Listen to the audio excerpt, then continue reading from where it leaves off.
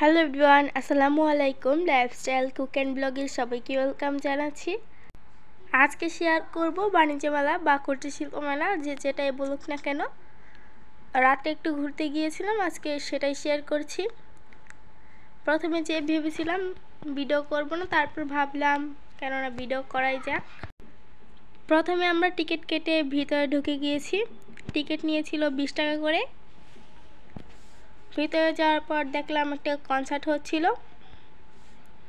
আমি এটা জুম করে দেখাচ্ছিলাম। রাতের বেলায় ভিডিওটা ভালো আসছিল না, তখন প্রায় 9টা বাজে, 8:30 থেকে 9টার মতন বাজছিল।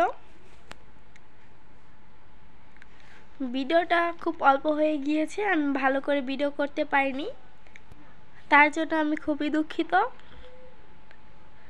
ভিডিওটি কে কোন জায়গায় থেকে দেখছেন অবশ্যই কমেন্ট করে জানাবেন, আর টাঙ্গাইল থেকে কেউ দেখে থাকলে অবশ্যই কমেন্ট করবেন।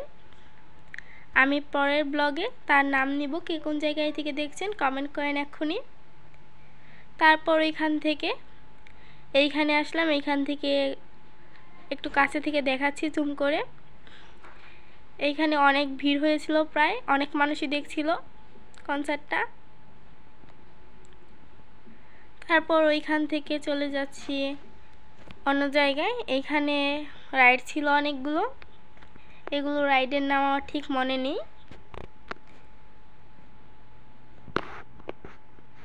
অনেকগুলো রাইড ছিল আশপাশে, অনেক সুন্দর ছিল।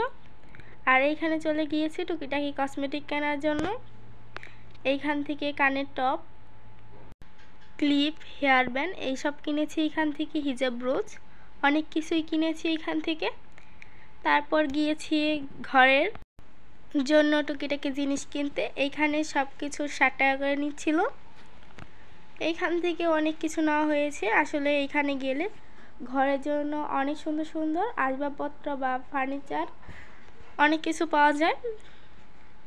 এটা দিয়ে আমার এই বছরে 2বার যাওয়া হলো, 2024 সালে বাণিজ্য মেলায়।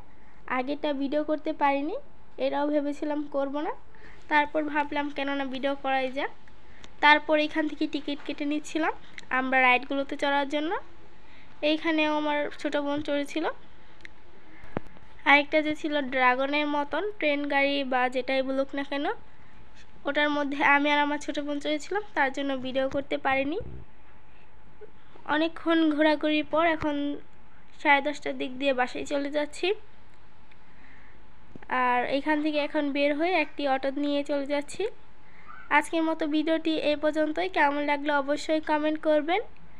এরকম ব্লগ দিব কিনা কমেন্ট করে জানাতে পারেন। আজকের মতো ভিডিওটি এই পর্যন্তই। আল্লাহ হাফেজ।